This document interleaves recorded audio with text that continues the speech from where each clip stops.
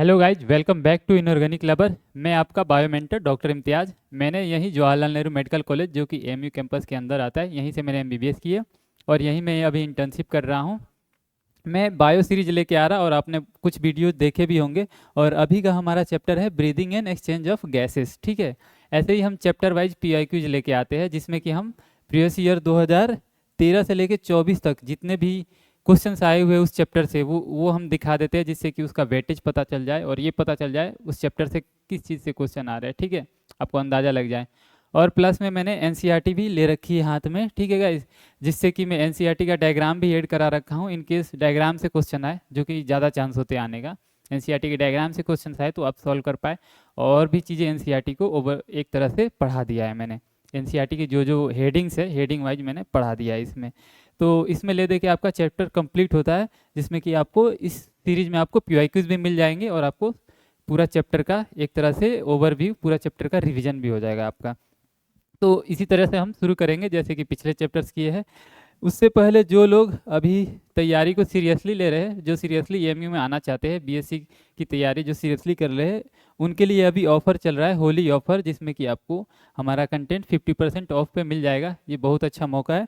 तो आप हमारा फुल कंटेंट हर एक चैप्टर्स का, जिसमें सॉल्यूशंस आ जाएंगे, जिसमें कि हर एक चैप्टर का कंटेंट आ जाएगा और पीवाईक्यूज भी आ जाएंगे, वीडियो सॉल्यूशंस भी आ जाएंगे, चैप्टर वाइज होंगे पीवाईक्यूज। वो सारे आपको हाफ प्राइस पे 50% ऑफ पे मिल जाएंगे अभी।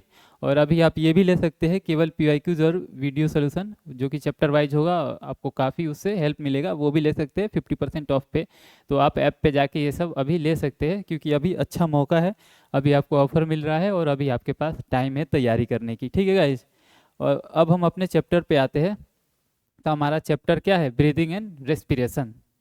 तो ब्रीदिंग एंड रेस्पिरेशन में हमें ले दे के ये पढ़ना है कि हमारा जो रेस्पिरेटरी ट्रैक है, इसका एनाटॉमी पढ़ना है। ठीक है, इसको डिवाइड करना है पार्ट्स में, एनाटॉमी पढ़ना है। फिर हमें ये एक्सचेंज ऑफ गैस, रेस्पिरेशन कैसे होता है ये पढ़ना है। कैसे लंग एक्सपांड करता है, कैसे मतलब एयर अंदर जाती है, कैसे हवा बाहर आता है, इसका मैकेनिज्म पढ़ना है। हमें ये पढ़ना है गैसेस कैसे डिफ्यूज होते हैं, कैसे ऑक्सीजन लंग से मतलब ब्लड में जाता है, कैसे कार्बन डाइऑक्साइड का एक्सक्रेशन होता है, हमें ये पढ़ना है। हमें फिर ये पढ़ना है ऑक्सीजन डिसोसिएशन कर्व पढ़ना है थोड़ा बहुत। ठीक है, और फिर एट लास्ट हमें कुछ डिजीज पढ़ना है, जैसे कि अस्थमा दे रखा है, एम्फाइसीमा दे रखा है एनसीईआरटी में, उसके बारे में थोड़ा बहुत जान लेंगे। ठीक है गाइज। और रेस्पिरेटरी पैरामीटर्स है जिससे सबसे ज़्यादा क्वेश्चन आता है, जैसे कि रेजिडुअल वॉल्यूम क्या होता है, टाइडल वॉल्यूम क्या होता है, इंस्पायरेटरी रिजर्व वॉल्यूम क्या होता है, एक्सपायरेटरी रिजर्व वॉल्यूम क्या होता है। ये सब चीज़ें जो डेफिनेशन है, जिनका डाटा भी हमें याद रखना है, डेफिनेशन भी याद रखना है, वो चीज़ें देखना है। तो सबसे पहले हम शुरू करते हैं कुछ कुछ जो प्लांट एनिमल डाइवर्सिटी में थोड़े बहुत मतलब जो अलग अलग एनिमल्स है वो कैसे रिस्पिरेशन करते हैं। तो रिस्पिरेशन का बहुत अलग अलग मैकेनिज्म होता है। ठीक है, जो लोअर लेवल के एनिमल होते हैं यानी इनवर्टिब्रेट्स, वो उनका रेस्पिरेशन कैसे होता है? सिंपल डिफ्यूजन, उनमें गैस एक्सचेंज होता है simple diffusion by body surface. Body surface पे जो है ना, बॉडी सरफेस से सिंपल डिफ्यूजन से होता है, जैसे कि पॉरीफेरा सिलेंटेट्रा, जितने भी लोअर एनिमल है ना, वो बॉडी सरफेस से रेस्पिरेशन करते हैं। उनको उनको उनके पास कोई ऑर्गन नहीं होता है, स्पेसिफिक ऑर्गन। ठीक है, और कुछ ऑर्गेनिज्म होते हैं जो कि हम एक्चुअली में ये सब चीज़ें एनिमल डाइवर्सिटी का चीज़ है, क्योंकि वहाँ पे तो हम पढ़ते ही है सारे क्लासिफिकेशन की, अर्थवर्म में क्या कैसे रेस्पिरेशन होता है, आर्थ्रोपोड में कैसे रेस्पिरेशन होता है, एनीलिडा में कैसे होता है, मोलस्कम्स में कैसे होता है, वो सब क्या हो गया, हमारा एनिमल डाइवर्सिटी का पार्ट हो गया। लेकिन यहाँ दिया है तो यहाँ भी देख लेते हैं। तो जो लोअर एनिमल्स होते हैं, पॉरीफेरा सिलेंट्रेटा वगैरह, जिनके पास कोई ऑर्गन नहीं होता, वो बॉडी सरफेस से गैस का एक्सचेंज करते हैं, इसे by process of simple diffusion. ठीक है, लेकिन अर्थवर्म में क्या होता है? अर्थवर्म के स्किन में पता है ना, एकदम मॉइस्ट होता है। अर्थवर्म आपने देखा है, एकदम स्किन मॉइस्ट होता है, और उसी स्किन सरफेस से क्या होता है? सिंपल डिफ्यूजन से रेस्पिरेशन होता है अर्थवर्म में। ठीक है, लेकिन कॉकरोच का एक क्वेश्चन पूछ लेता है क्या? कॉकरोच, अरे ये क्या, कॉकरोच में कैसे रेस्पिरेशन होता है? उसमें क्या होता है?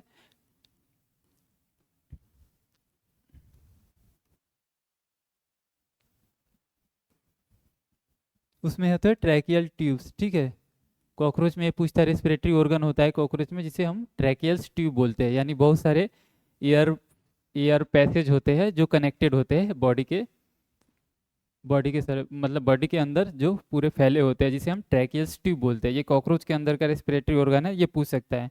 बाकी गिल से, जैसे मोलस्क वगैरह होते हैं उनमें गिल से रेस्पिरेशन हो सकता है जिसे हम ब्रोंकियल रेस्पिरेशन बोलते हैं, ठीक है ना। जैसे एक्वेटिक ऑर्थ्रोपोड और मोलस्क, इस गिल से एक्वेटिक ऑर्थ्रोपोड जो पानी में रहने वाले ऑर्थ्रोपोड है, जैसे कि प्रॉन हो गया एक्वेटिक ऑर्थ्रोपोड,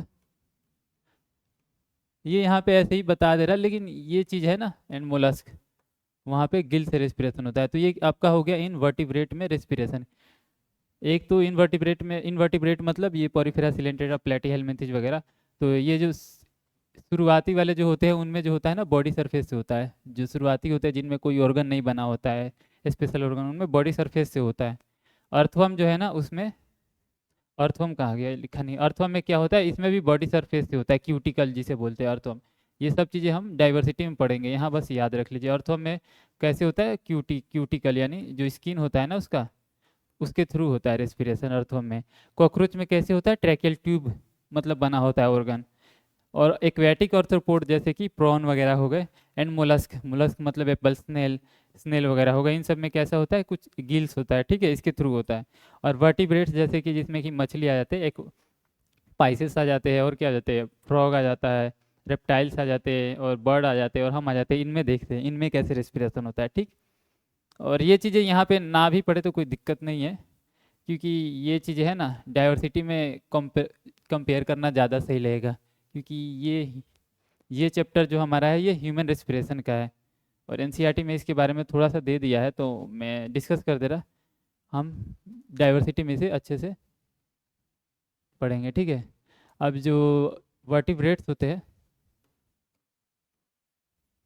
इनमें मछली में कैसे होता है, फिश में, फिश में गिल से होता है, आपको पता है गिल्स।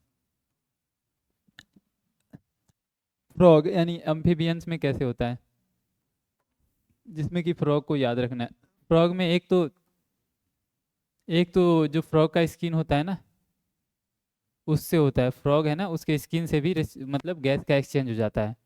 दूसरा फ्रॉग में भी मतलब रेस्पिरेटरी ऑर्गन लंग वगैरह होता है, ठीक है, फ्रॉग में लंग भी होता है, एक तो स्किन से हो जाएगा फ्रॉग में, दूसरा क्या है लंग, दोनों से होता है फ्रॉग में। रेप्टाइल्स में भी लंग्स होता है, बाकी सब में लंग्स होंगे, रेप्टाइल्स, और क्या बच गया, बर्ड्स, और क्या बच गया, और मैमल्स, इन सब में किससे होगा, लंग से होगा, ठीक है, इन सब में होगा लंग से रेस्पिरेशन, मतलब रेस्पिरेटरी ऑर्गन स्पेशल ऑर्गन जो है लंग है, ठीक है।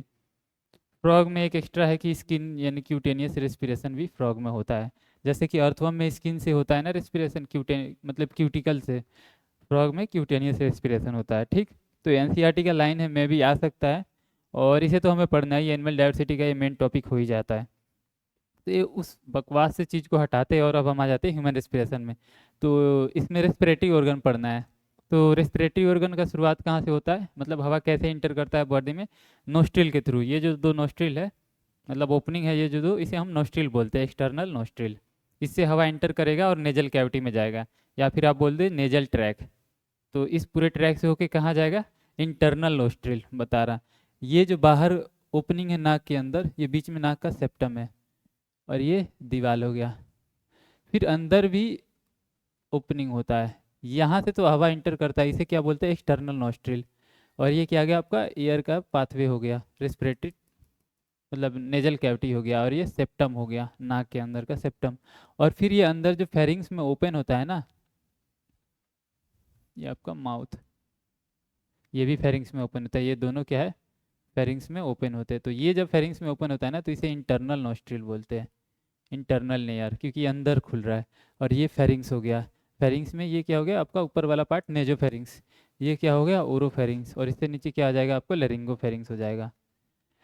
तो ये एंटर करके आपका फेरिंग्स में, फेरिंग्स के बाद जो चीज़ें है उसके बाद आपको पता है सबसे पहले फेरिंग्स के बाद कहाँ जाता है, एयर लैरिंग्स में आता है, ठीक। ये क्या हो गया आपका लैरिंग्स, फेरिंग्स के बाद एयर कहाँ आया, लैरिंग्स में। अब लैरिंग्स में के बाद क्या है, ये ट्रैकिया, ट्रैकिया के बाद की चीज़ें पढ़ेंगे, लेकिन लैरिंग्स के बारे में एक चीज़ पढ़ना है। लैरिंग्स जो है ना इस पे कवर होता है, इसके लैरिंग्स में जो ओपनिंग होता है उसे हम क्या बोलते हैं, ग्लोटिस। उसके ऊपर एक लीड की तरह एक, मतलब ये ओपनिंग हो गया लैरिंग्स में, इसके ऊपर ये लीड की तरह एक ऑर्गन होता है, मतलब एक फ्लैप की तरह रहता है, जिसे हम एपिग्लोटिस बोलते हैं। क्या बोलते हैं? एपिग्लोटिस। एक तरह से उसका ढक्कन होता है, कवर किए रहता है। जैसे ही फूड आएगा ना तो उसको कवर कर लेगा लैरिंग्स को, ताकि हवा फूड जो है ना इस ट्रैक में ना आ जाए, ट्रैकिया वगैरह में, मतलब लंग में ना चला जाए। क्योंकि अगर फूड लंग में चला गया ना तो वहाँ पे इन्फेक्शन हो जाता है, ठीक है ना, पस बन जाते हैं वहाँ पे। तो उसे बचाने के लिए ये क्या होता है? एपिग्लोटिस होता है। और भी बहुत सारे प्रोटेक्टिव मैकेनिज्म होता है जो आपको जानना नहीं है, लेकिन ये जान लीजिए एपिग्लोटिस वही काम करता है, उसको क्लोज कर देता है, फूड एंट्री को रोक देता है। लेरिंग्स के बाद आता है ट्रैकिया। ट्रैकिया के बाद ये जो डिवाइड हो जाता है जिसे हम ब्रोंकस बोलते हैं, राइट एंड लेफ्ट ब्रोंकस, जो कि राइट एंड लेफ्ट लंग में जाते हैं। अब राइट एंड लेफ्ट लंग के लोब के बारे में जान लेते हैं। तो ये आपका हो गया राइट लंग, जिसमें 3 लोब होते हैं। कितने होते हैं? 3 लोब। और लेफ्ट लंग में होते हैं 2 लोब। ये लोब इसलिए बता रहा ना, ये क्वेश्चन पूछ रखा है। तो राइट लंग में कितने हो गए? 3 लोब, 1 2 3। और लेफ्ट लंग में कितने हो गए? 2 लोब, ठीक। तो ये आप लोब समझ याद कर लीजिएगा, ये पूछा हुआ है।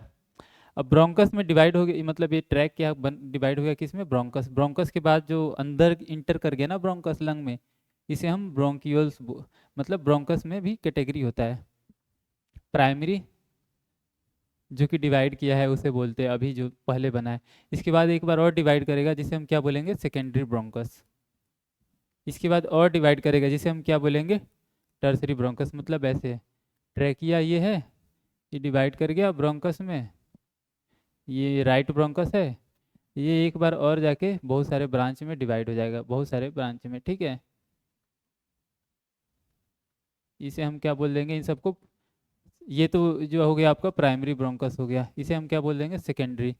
अब सेकेंडरी ब्रोंकस भी जाके अंदर और डिवाइड कर जाएगा, फिर क्या बनेगा? Tertiary bronchus. ऐसे होता है, ठीक है ना। Primary bronchus, secondary bronchus, tertiary bronchus. उसके बाद आ जाएगा आपका ब्रोंकियोल। क्या आ जाएगा ब्रोंकस के बाद? ब्रोंकियोल्स। ब्रोंकियोल्स। और ब्रोंकियोल्स का भी 2 पार्ट होता है। एक तो शुरुआती होते हैं इनिशियल ब्रोंकियोल्स, इनिशियल। और एक होता है टर्मिनल।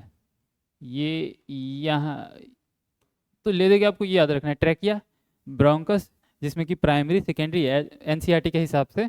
ट्रैकिया, ब्रोंकस, जिसमें कि क्या क्या आ जाता है? Primary, secondary and tertiary. Primary, secondary and tertiary bronchi आ जाता है, ठीक है।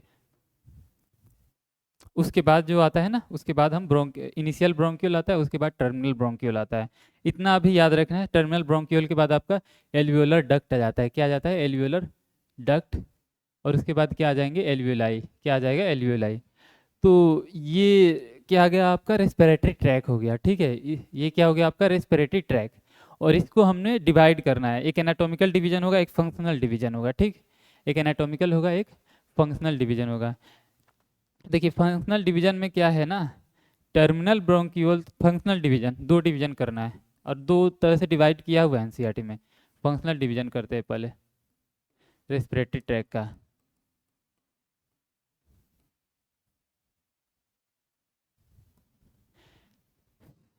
फंक्शनल डिवीजन में है ना कि टर्मिनल ब्रोंक्यूल तक जो है ना, अरे ये क्या हो गया, ये है टर्मिनल एक मिनट पेंच, टर्मिनल ब्रोंक्यूल तक है ना, यहाँ तक गैस का एक्सचेंज नहीं होता है। ये जो है ना, इससे यहाँ तक को हम कंडक्टिंग पाथवे बोलते हैं। क्या बोलते हैं? Conducting pathway. यहाँ ट्रैकिया लिख दो।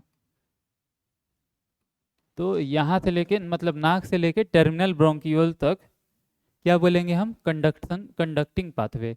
ये क्या करता है? हवा को कंडक्ट करता है। इसके 4 काम होते हैं जो कि लिखा हुआ है एनसीईआरटी में। एक तो हवा को कंडक्ट करना, यानी एयर का ट्रांसफर करना, अंदर ले जाना, बाहर लाना। दूसरा काम होता है इसको हवा को ह्यूमिडिफाई करना, यानी हवा में मॉइस्चर ऐड करना। तीसरा काम होता है उसका टेम्परेचर को रेगुलेट करना। हवा का टेम्परेचर जो है बाहर अलग है, मान लो ठंडे इलाके में हो तो बाहर ठंडा है, लेकिन बॉडी के अंदर गर्म हो जाना चाहिए, नॉर्मल टेम्परेचर पे आ जाना चाहिए। तो टेम्परेचर रेगुलेट करना है। एक और चीज़ होता है फॉरेन पार्टिकल, डस्ट या कोई भी फॉरेन पार्टिकल है उसे रिमूव करना है, क्योंकि वो लंग में जाएगा तो इन्फेक्शन या रिएक्शन कराएगा। तो जैसे कि डस्ट वगैरह है, धूल वगैरह है हवा में, बाहर की हवा में, तो लंग में वो नहीं जाना चाहिए, तो उसे वो क्लियर करता है, डस्ट वगैरह को क्लियर करता है। 4 काम है, मैं बस जबानी बता दे रहा। एनसीईआरटी में दिया है, अगर आप एनसीईआरटी पढ़ रहे हैं और पढ़ना भी चाहिए तो आपको दिख जाए, ठीक है। या आप लिख लीजिए, अपने नोट्स बना लीजिए। तो आपका ये क्या हो गया? आपका फंक्शनल डिवीजन हो गया। कहाँ तक? नोज से लेके कहाँ तक, टर्मिनल ब्रोंकियोल्स तक, ये क्या हो गया आपका, कंडक्टिंग कंडक्टिंग पार्ट हो गया। और उसके बाद एल्वियुलर डक्ट और एल्वियोलाई जो है ना, एल्वियुलर डक्ट और एल्वियोलाई, यहाँ पे क्या होता है, एक्सचेंज होता है, यानी ये रेस्पिरेटरी पार्ट हो गया, यानी यहाँ पे होता है एक्चुअल रेस्पिरेशन, जो गैस का एक्सचेंज होना, आदान प्रदान होना गैस का, वो यहीं पे होता है। तो इसे क्या बोलते हैं, एक्सचेंज पार्ट या रेस्पिरेटरी, एक्सचेंज होता है यहाँ पे, या फिर रेस्पिरेशन होता है, एक्चुअल रेस्पिरेटरी पार्ट बोलते हैं, ठीक है, एक्चुअल रेस्पिरेशन होता है। तो ये डिवीजन आप बना लीजिए, ये फंक्शनल डिवीजन। और दूसरा आप ले लीजिए, दूसरा डिवीजन क्या है, एनाटॉमिकल, एनाटॉमिकल डिवीजन, वो भी याद करना है, थोड़ा सा फर्क है दोनों में, इसीलिए मैं एक जगह लिखवा दे रहा ताकि आपको बार बार डाउट ना हो। एनाटॉमिकल डिवीजन है ना, एनाटॉमिकल जो डिफरेंस है दोनों के बीच वो देखना है।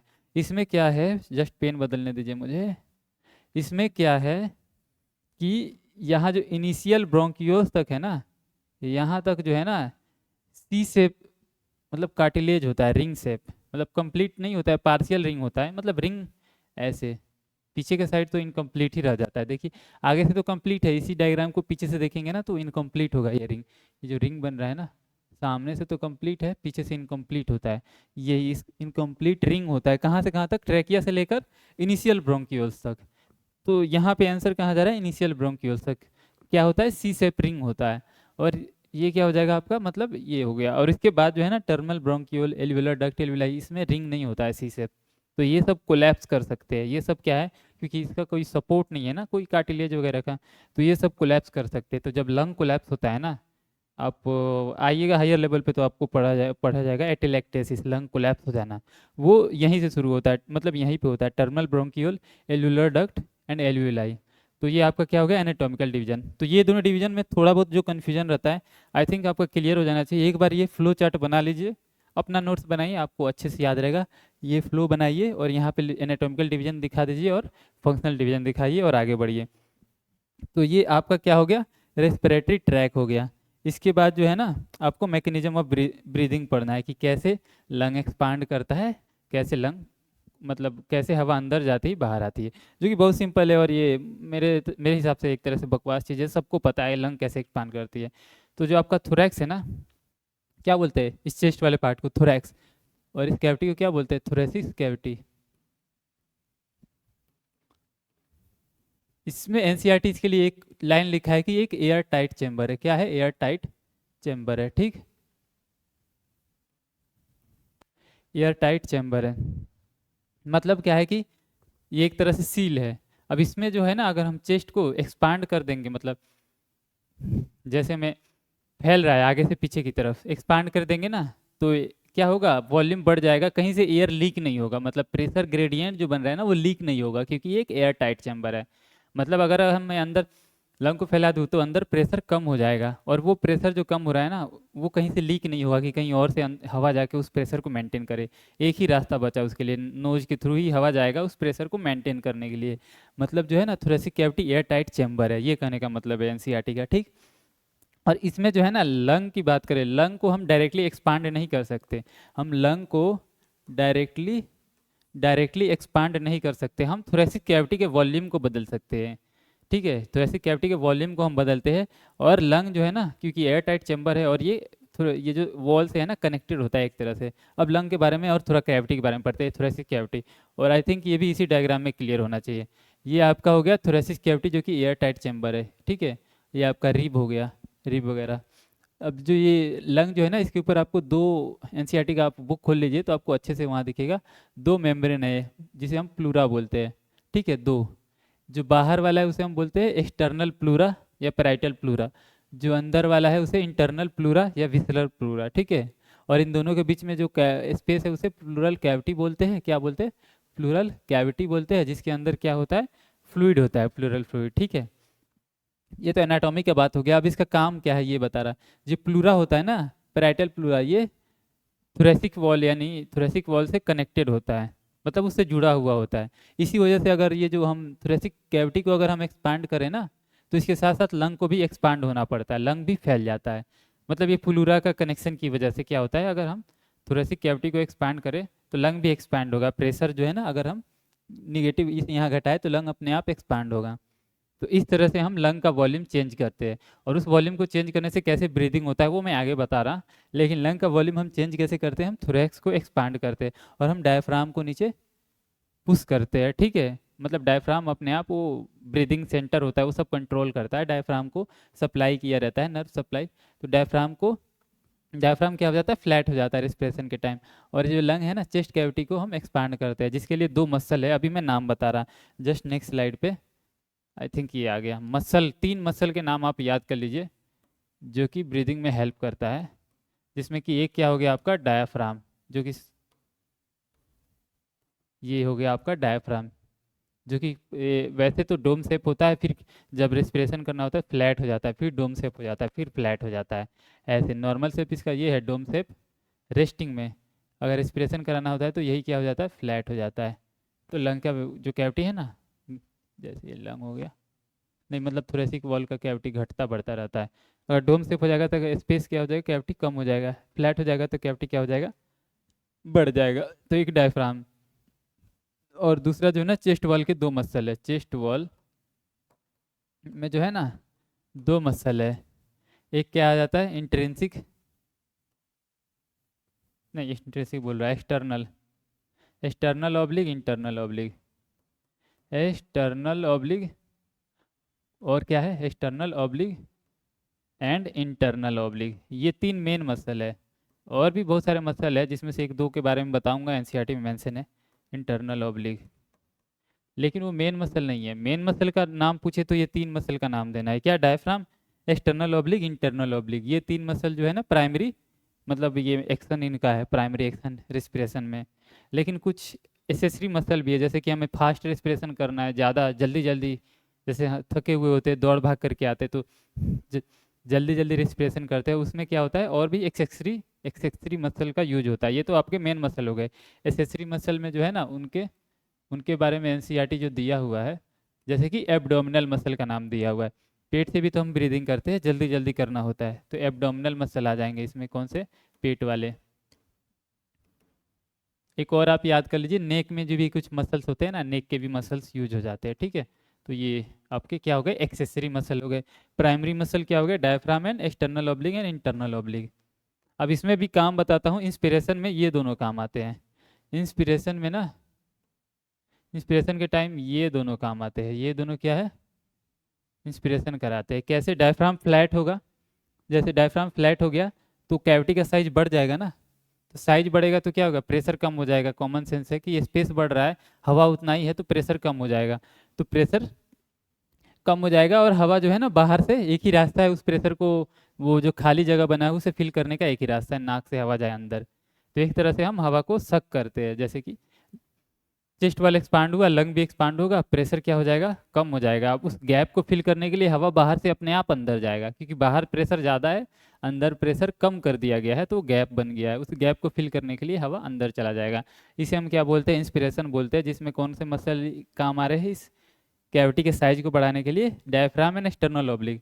और ये तो हो गया इंस्पिरेशन। और जो है ना एक्सप्रेशन जो है ना, वो एक पैसिव प्रोसेस है। अभी जो मैंने बात बताई वो हम कर रहे हैं, वो एक्टिव प्रोसेस है, मतलब करना पड़ रहा है कुछ। इंस्पिरेशन करने के लिए कुछ करना नहीं है, ये सब करना छोड़ दोगे, मतलब एक्सप्रेशन हवा निकालने के लिए कुछ करना नहीं है, ये सब करना स्टॉप हो जाएगा ना, जैसे डायफ्राम अपना काम करना बंद कर देगा, रिलैक्स हो जाएगा, एक्सटर्नल ऑब्लिक रिलैक्स हो जाएगा, तो अपने आप हवा बाहर निकल जाएगी।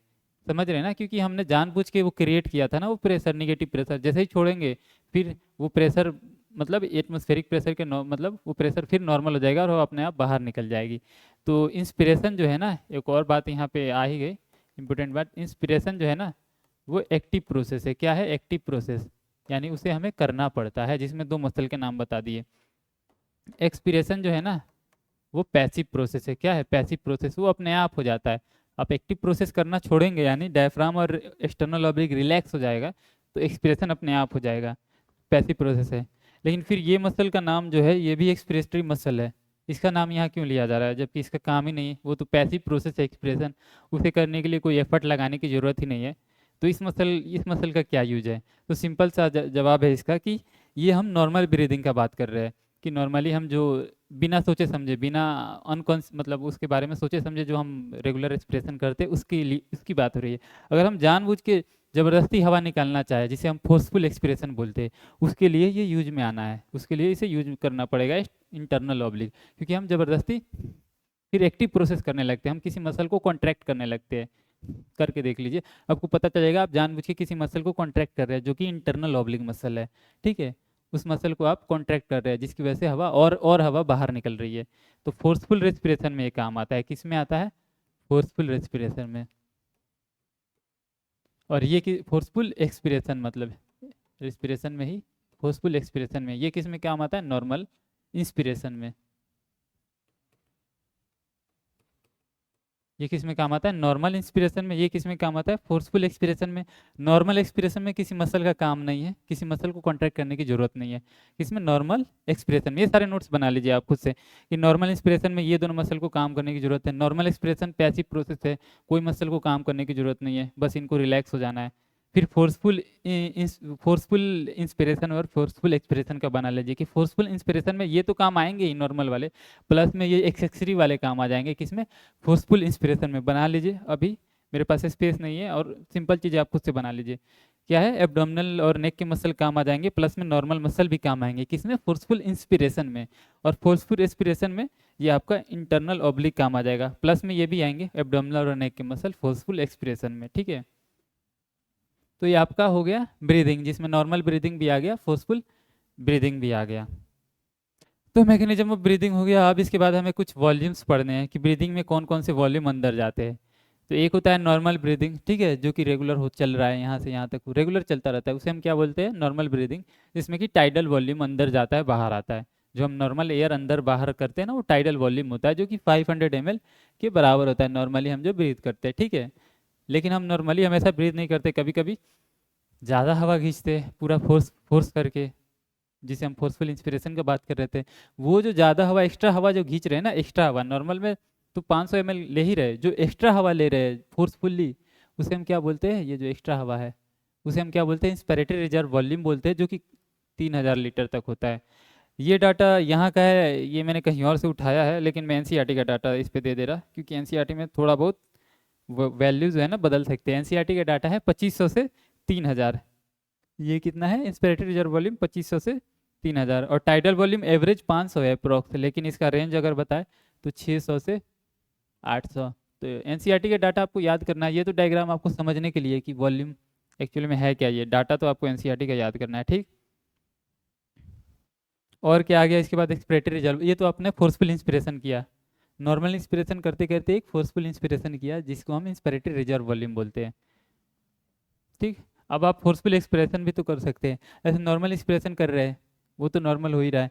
अगर हम फोर्सफुल्ली और हवा को बाहर निकालें, एक्सहेल करें और हवा को, उसे हम क्या बोलते हैं? एक्सपिरेटरी रिजर्व वॉल्यूम बोलते हैं, जो कि एनसीईआरटी के हिसाब से यहाँ तो 1200 ml दिया, आई थिंक 1000 से लेके 1100 ml तक दिया है एनसीईआरटी में, 1000 से लेके 1100 ml तक दिया है क्या एक्सपिरेटरी रिजर्व वॉल्यूम। लेकिन आप कितना भी हवा, कितना भी जोर लगा लीजिए, कितना भी फोर्सफुल एक्सहेल कर लीजिए, इंस्पायरेशन कर लीजिए, कितना भी जोर से हवा निकालिए, लंग का पूरा आप हवा नहीं निकाल सकते, अदरवाइज लंग कोलैप्स कर जाएगा, फिर वो खुलेगा ही नहीं, एक बार कोलैप्स कर गया तो खुलना मुश्किल है। तो नॉर्मल कितना भी आप जोर से आप एक्सपायरेशन कीजिए, कितना भी जोर से आप हवा निकालिए, लेकिन कुछ हवा लंग में बच ही जाएगा, जिसे हम क्या बोलते हैं? रेजिडुअल वॉल्यूम बोलते हैं। ये सारे डेफिनेशन एनसीईआरटी में दिए हुए, आप जाके पढ़ लीजिए एग्जैक्ट, क्योंकि अगर आएगा भी क्वेश्चन तो एग्जैक्ट डेफिनेशन आ जाएगा, तो आप पढ़ लीजिए। यहाँ तो मैं बस समझा रहा आसान लैंग्वेज में कि ये होता क्या है, डेफिनेशन आपको मतलब एक बार आपको याद रहना चाहिए एनसीईआरटी में कैसे दिया हुआ है। ये क्या हो गया आपका रेजिडुअल वॉल्यूम, जो कि आप कितना भी एक्सपायर कर लीजिए फोर्सफुल, लेकिन ये वॉल्यूम बचा रह जाएगा, ये कभी नहीं निकलता है, जो 1200 ml होता है ये, ठीक है, 1100 से 1200 ml होता है रेजिडुअल वॉल्यूम में। आप कुछ वॉल्यूम को जोड़ के नया नया वॉल्यूम बनता जाएगा, जैसे कि इंस्पायर, एक मिनट इसे मैं मिटाऊँ, इन्हीं सब वॉल्यूम को आपस में जोड़ते रहना है तो नया वॉल्यूम बन जाएगा। जैसे कि इंस्पायरेटरी कैपेसिटी, यानी आप नॉर्मल एक्सपिरेशन करने के बाद, मतलब नॉर्मल आप इंस्पायरेशन एक्सपिरेशन कर रहे हैं, अब नॉर्मली आपने एक्सहेल कर दिया, अब मैक्सिमम जैसे एक्सहेल कर दिया, अब आप मैक्सिमम कितना हवा अंदर ले सकते हैं एकदम पूरा फोर्स लगा के, तो आपने एक्सहेल कर दिया, यानी आप इस पॉइंट पे है, क्योंकि यहाँ तो इनहेल एक्सहेल, यानी आपने एक्सहेल कर दिया। अब आप मैक्सिमम कितना हवा ले सकते हैं, तो आपको पता चल रहा है इतना हवा ले सकते हैं मैक्सिमम, क्योंकि इससे ऊपर नहीं जा सकते, इससे ऊपर हमारे लंग में है ही नहीं जगह। तो ये क्या क्या इसमें आ गया, एक तो इसमें टाइडल वॉल्यूम आ गया, क्या आ गया, टाइडल वॉल्यूम। दूसरा क्या आ गया, इंस्पिरेटरी रिजर्व वॉल्यूम। ये दोनों मिला के हम क्या बोलते हैं, इंस्पिरेटरी कैपेसिटी बोलते हैं। यानी नॉर्मल एक्सपिरेशन के बाद आप जो मैक्सिमम हवा इनहेल कर सकते हैं उसे हम क्या बोलते हैं, इंस्पिरेटरी कैपेसिटी। मैक्सिमम जितना हवा आप इंस्पायर कर सकते हैं नॉर्मल एक्सपिरेशन के बाद, जो कि 3600 ml दिया हुआ है, आप जोड़ लीजिएगा। एनसीईआरटी में भी डाटा नहीं दिया हुआ है, बस इसका मीनिंग दिया हुआ है कि इंस्पिरेटरी कैपेसिटी क्या है, inspiratory tidal volume plus inspiratory reserve volume. अब देखिए आप नॉर्मली इंस्पायर एक्सपायर कर रहे हैं, ठीक है ये क्या हो गया आपका inspiratory capacity, normally inspire expire कर रहे हैं, आपने नॉर्मल इंस्पिरेशन कर लिया, यहाँ है। अब मैक्सिमम आप कितना हवा निकाल सकते हैं, तो मैक्सिमम ही यहाँ तक, क्योंकि इसके नीचे जो हवा है वो रेजिडुअल वॉल्यूम है, वो कभी निकाला नहीं जा सकता। तो इसे हम क्या बोलते हैं, एक्सपायरेटरी कैपेसिटी बोलते हैं। यहाँ पे दिया नहीं है, इस एरिया को भी आप डायग्राम बनाइए, मार्क कर लीजिए, इसे क्या बोलेंगे, एक्सपायरेटरी कैपेसिटी बोलेंगे, ठीक है। इसे क्या बोले थे यहाँ तक, इसे हम इंस्पायरेटरी कैपेसिटी, यहाँ बना रहा है, इसे हमने क्या बोला था, इंस्पिरेटरी कैपेसिटी, इसे क्या बोलेंगे, एक्सपिरेटरी कैपेसिटी, जो कि क्या हो गया, tidal volume plus expiratory reserve volume, ठीक है। अब ये आ गया आपका इंस्पिरेटरी कैपेसिटी, एक्सपिरेटरी कैपेसिटी। एक होता है फंक्शनल रिजर्व वॉल्यूम, ठीक है, क्या होता है, फंक्शनल रेजिडुअल वॉल्यूम। हमने क्या पढ़ा है, रेजिडुअल वॉल्यूम, जो कि कभी नहीं निकाला जा सकता। फंक्शनल रेजिडुअल वॉल्यूम क्या होता है कि नॉर्मल इंस्पिरेशन एक्सपिरेशन कर रहे हैं, तब तब रेजिडुअल वॉल्यूम कितना है, तब लंग में कितना वॉल्यूम रहता है नॉर्मल इंस्पिरेशन एक्सपिरेशन में, तो आपको पता है इतना वॉल्यूम रहता है। हम नॉर्मली एक्सपिरेटरी रिजर्व वॉल्यूम को नॉर्मली हम नहीं निकालते नॉर्मल ब्रीदिंग में, उसे रहने देते हैं, क्योंकि वो फोर्सफुल ब्रीदिंग में निकालते हैं। तो नॉर्मल ब्रीदिंग में हम एक्सपिरेटरी रिजर्व वॉल्यूम को नहीं निकालते, वो भी रेजिडुअल वॉल्यूम की तरह रहता है। इसे हम क्या बोलेंगे, functional residual volume, functional residual capacity, जो कि दिया हुआ है, ये आपको दिख रहा है, यही चीज़ क्या होता है, एक्सपिरेटरी रिजर्व वॉल्यूम प्लस में रेजिडुअल वॉल्यूम। ये सब डाटा है, डायग्राम से समझना थोड़ा आसान है। उसके बाद होता है वाइटल कैपेसिटी, जो कि क्या होता है कि फोर्सफुल, मतलब आप नॉर्मल नहीं है, एकदम फोर्सफुल एक्सपायरेशन कर दिए, मतलब फोर्सफुली आपने पूरा हवा निकाल दिया, यानी केवल लंग में क्या बचा है, रेजिडुअल वॉल्यूम बचा है। अब इसके बाद आप मैक्सिमम जितना भी हवा ले सकते हैं उसे हम क्या बोलते हैं, वाइटल कैपेसिटी बोलते हैं। समझ रहे हैं ना क्या क्या आप ले सकते हैं। उसके बाद आप एक्सपिरेटरी रिजर्व वॉल्यूम ले सकते हैं, टाइडल वॉल्यूम ले सकते हैं, प्लस में इंस्पिरेटरी रिजर्व वॉल्यूम, ये तीनों को ऐड कर देंगे तो क्या आ जाएगा, वाइटल कैपेसिटी आ जाएगा। और ये सारे लंग का पूरा कैपेसिटी, इस पूरे को क्या बोलते हैं हम, टोटल लंग कैपेसिटी बोलते हैं, जो कि कितना होता है, 6 लीटर होता है, ठीक है, अप्रोक्स 6 लीटर। तो ये सारे वॉल्यूम यहाँ पे याद करना थोड़ा आसान है, डायग्रामेटिकली विजुअलाइज करना आसान है, लेकिन डाटा जो है ना आप एनसीईआरटी से लाके इसमें ऐड कर सकते हैं। इस ग्राफ को आप खुद से बनाइए, खुद से बनाएंगे तो खुद को याद रहेगा, क्योंकि इससे क्वेश्चन ज़्यादा आया हुआ है आपके एग्जाम में, मतलब इस चीज़ से ज़्यादा क्वेश्चन आया हुआ है। बाकी चीज़ों से भी आ सकता है इन फ्यूचर, लेकिन इससे आया हुआ है। अब आइए, हमने रेस्पिरेशन मतलब ब्रीदिंग, ये रेस्पिरेटरी ट्रैक का एनाटॉमी पढ़ लिया, क्लासीफाई कर लिया, ब्रीदिंग का मैकेनिज्म पढ़ लिया, और क्या पढ़ लिया, लंग के अलग अलग कैपेसिटी पढ़ लिया। अब हमें पढ़ना है डिफ्यूजन ऑफ गैसेस, कि एक्चुअल रेस्पिरेशन होता कैसे है, ठीक है। तो उसके लिए हमें ये प्रोसेस, वहाँ पे क्या होता है, लंग के अंदर एक्चुअल रेस्पिरेशन जो होता है ना, सिंपल डिफ्यूजन के थ्रू होता है। कैसे होता है, सिंपल डिफ्यूजन, जो गैस का एक्सचेंज होता है कैसे होता है, लंग के अंदर सिंपल डिफ्यूजन। अब सिंपल डिफ्यूजन जो होता है ना, किस किस चीज़ पे डिपेंड होता है। एक तो जैसे ये एल्विलाई का डायग्राम का है, नेक्स्ट पेज पे, चलो बता रहा, किस, ये जो डिफ्यूजन है ना, ये किस किस चीज़ पे डिपेंड करता है।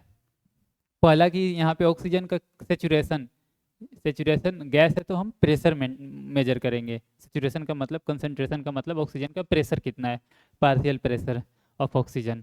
दूसरा किस चीज़ पे डिपेंड करेगा, दूसरा ऑक्सीजन का मतलब उस गैस का डिफ्यूजन, मतलब कितना डिफ्यूजिबल है, डिफ्यूजिबिलिटी, ठीक है ना, डिफ्यूजन कैपेसिटी उसका, कि कितना अच्छे से वो किसी मेम्ब्रेन के थ्रू डिफ्यूज कर पाता है।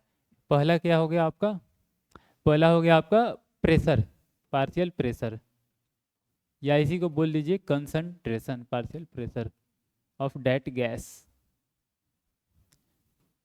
दूसरा क्या हो गया उसका, कितना डिफ्यूजिबल है, डिफ्यूजिबिलिटी। एनसीईआरटी में इसके लिए एक वर्ड यूज किया है, मैं देख के बताऊंगा, मतलब यही मीनिंग है। और तीसरा चीज़ क्या हो गया आपका, ये थिकनेस, ये मेम्ब्रेन का थिकनेस कितना है, क्योंकि ये ज़्यादा थिक होगा तो डिफ्यूजन कम होगा ऑब्वियस ही है, और पतला होगा तो इजीली गैस का डिफ्यूजन हो जाएगा। क्या आ गया आपका, मेम्ब्रेन थिकनेस। अब एक एक चीज़ को हम बारी बारी से पढ़ लेते हैं। आपका गैस का डिफ्यूजन कैसे होता है, कैसे मतलब एक्सचेंज होता है, वो पता चल जाएगा। सबसे पहले पार्शियल प्रेशर पढ़ते हैं। और पार्शियल प्रेशर के लिए एनसीईआरटी में एक टेबल भी है, डायग्राम भी है, तो ये चीज़ें पूछ सकता है, इम्पोर्टेंट है। अब नहीं पूछा हुआ है अभी तक तो, लेकिन पूछ सकता है, ठीक है। तो पार्शियल प्रेशर सबसे पहले नॉर्मल एयर में क्या होता है गैस का, मतलब ऑक्सीजन और कार्बन डाइऑक्साइड का। तो एटमॉस्फेरिक एयर में होता है ऑक्सीजन का 160, कितना होता है 160, ऑक्सीजन का कार्बन डाइऑक्साइड का 0.3, ठीक है। ये हो गया आपका एटमॉस्फेरिक एयर में। अब लंग में कितना होता है, आते आते लंग में कितना आ जाता है, मतलब पूरा नहीं आ पाता है। ऑक्सीजन जो है ना 104 हो जाता है, क्योंकि कुछ एक्सचेंजेज वगैरह भी हो जाते हैं बीच में, मतलब कंसंट्रेशन बदल जाता है, क्योंकि लंग में पहले से भी एयर है, वो मिक्सिंग हो जाती है चीज़ों की, तो इसीलिए ऑक्सीजन का तो कम हो जाएगा 100, और इसका बढ़ जाएगा CO2 का 40 हो जाएगा, ठीक है। एल्यूलाई के अंदर मतलब हवा जो बाहर है उसमें तो ऑक्सीजन कितना 160 है, मतलब प्रेशर, पार्शियल प्रेशर, और कार्बन डाइऑक्साइड 0.3 है। अब लंग के अंदर गया, वहाँ पहले ही से रेजिडुअल वॉल्यूम है, उसमें मिक्सिंग होने के बाद ऑक्सीजन कितना हो जाएगा 104 हो जाएगा, और कार्बन डाइऑक्साइड बढ़ के कितना हो जाएगा 40 हो जाएगा, ठीक है। ये हो गया। और लंग में जो ब्लड आता है पल्मोनरी आर्टरी से, पल्मोनरी आर्टरी से जो ब्लड आता है ना वो डीऑक्सीजनेटेड होता है, तभी तभी तो लंग में आता है, ताकि वो ऑक्सीजनेट हो जाए। तो डीऑक्सीजनेटेड होता है तो उसमें ऑक्सीजन का प्रेशर कितना होता है, कम होगा ना, 40 होगा, क्योंकि वो अभी डीऑक्सीजनेट हो गया, सारा ऑक्सीजन उसका यूज हो गया है, तो 40 होता है ऑक्सीजन का। और कार्बन डाइऑक्साइड ज़्यादा होगा, ऑब्वियस है। ऑक्सीजन यूज होकर क्या बनता है, कार्बन डाइऑक्साइड, जिसे हमें बाहर फेंकना है, तो कार्बन डाइऑक्साइड का ज़्यादा होता है, यानी ऑक्सीजन का क्या है, कम है, कार्बन डाइऑक्साइड का क्या है, ज़्यादा है। तब क्या होगा, ये इन दोनों के बीच अभी एक्सचेंज होना है गैसेस के। अब आपको कॉमन सेंस लगा के बताना है कि गैस किधर से किधर जाएगा, ऑक्सीजन किधर से किधर जाएगा, एल्विलाई टू डिफ्यूजनेटेड ब्लड में जाएगा, मतलब पल्मोनरी आर्टरी में जाएगा, या कि पल्मोनरी आर्टरी से एल्विलाई में जाएगा। कॉमन सा सेंस है, जहाँ ज़्यादा प्रेशर है उधर से कम प्रेशर की तरफ जाएगा, है ना। आपको डायग्राम में दिख रहा है, मुझे मैं अपनी तरफ से कुछ नहीं बोल रहा, कॉमन सेंस पता चल रहा है। ऑक्सीजन कहाँ से कहाँ जाएगा, एल्विलाई से ब्लड में जाएगा, ठीक है। और कार्बन डाइऑक्साइड कहाँ से जाएगा, ब्लड से एल्विलाई में जाएगा। इसी को तो हम बोलते हैं, मतलब ब्रीदिंग बोलते हैं, गैस का एक्सचेंज बोलते हैं, कि ऑक्सीजन जो है एल्विलाई से ब्लड में जाए, और कार्बन डाइऑक्साइड ब्लड से एल्विलाई में आ जाए, इसी को क्या बोलते हैं, एक्चुअल ब्रीदिंग, यही है।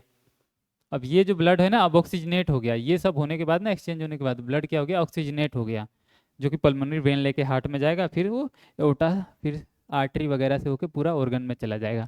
ये ब्लड क्या हो गया, ऑक्सीजनेटेड हो गया। अब इसमें क्या हो गया ना, 40 से बढ़ के ऑक्सीजन कितना हो गया, 95 हो गया, क्योंकि ऑक्सीजन यहाँ से एल्विलाई से इसमें एंटर कर गया है।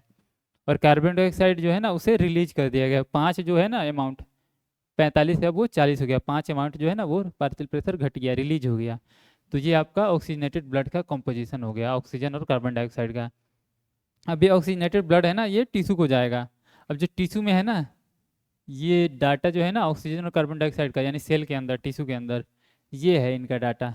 अब कॉमन सा सेंस लगा के आपको पता चल रहा है कि ऑक्सीजन कहाँ से, ब्लड से टिश्यू में जाएगा, और कार्बन डाइऑक्साइड टिश्यू से ब्लड में आएगा। तो आपको फ्लो एक दिख रहा है ऑक्सीजन का, कैसे दिख रहा है, एटमोस्फेरिक एयर से एल्वुलाई, एल्वुलाई से डीऑक्सीजनेटेड ब्लड, डीऑक्सीजनेटेड ब्लड कैसा हो गया, ऑक्सीजनेटेड ब्लड में बदल गया, ऑक्सीजनेटेड ब्लड से टिश्यू। ये क्या हो गया, ऑक्सीजन का फ्लो, किस डायरेक्शन में, बाहर से अंदर की तरफ, क्या हो गया, ऑक्सीजन का फ्लो।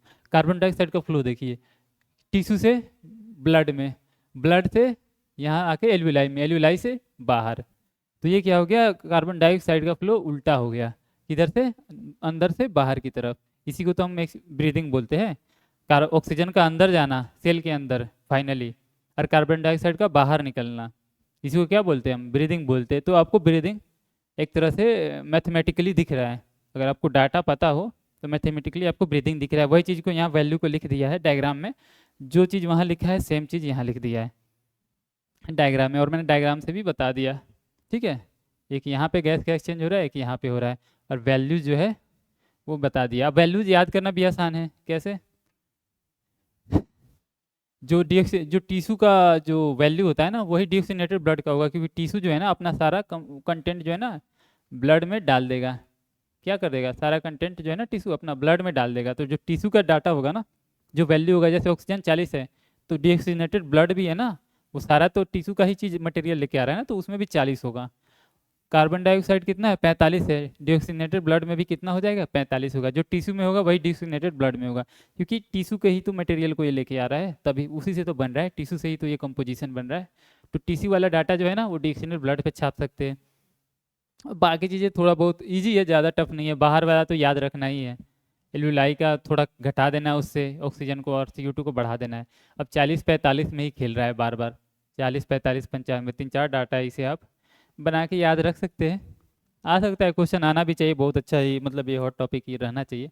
अभी एक हमने क्या कर लिया, पार्शियल प्रेशर कर लिया। दूसरा क्या होता है डिफ्यूजिबिलिटी, जिसमें कि NCERT में एक लाइन है जो कि मैं पढ़ दे रहा, ज़्यादा अच्छा लगेगा, पढ़ दे रहा कि किसका डिफ्यूजन कितना है। सोल्यूबिलिटी, मैंने डिफ्यूजिबिलिटी बोल दिया, सोल्यूबिलिटी होना सेम, मतलब आप समझ लीजिए सोल्यूबिलिटी मतलब कितना सोल्यूबल है गैस का, गैस कितना ज़्यादा सोल्यूबल है। जैसे कि CO2 जो है ना 20 से 25 टाइम ज़्यादा सोल्यूबल है, CO2 क्या है 20 से 25 टाइम ज़्यादा सोल्यूबिलिटी है CO2 की ऑक्सीजन से।